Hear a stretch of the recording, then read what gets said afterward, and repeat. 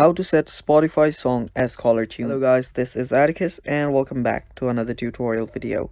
In today's video, I'll teach you guys how you can set Spotify song as caller tune. So without any further ado, let us begin. First, head over to your Spotify, open it up. Now after you've just opened up your Spotify, what you'll need to do is open up a song that you want as your caller tune. And on the top right, you will see the three dots. Tap on it, and here you will find option that will allow you to keep a sleep timer. Now what this does is this allows you to just play the song until the certain time ends, and that is the only thing closest to the caller tune. There is no actual caller tune that you can start.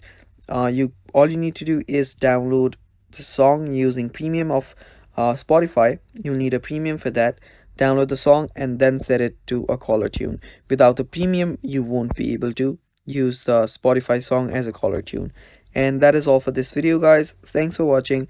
Stay tuned for more upcoming videos, and bye bye. Take care.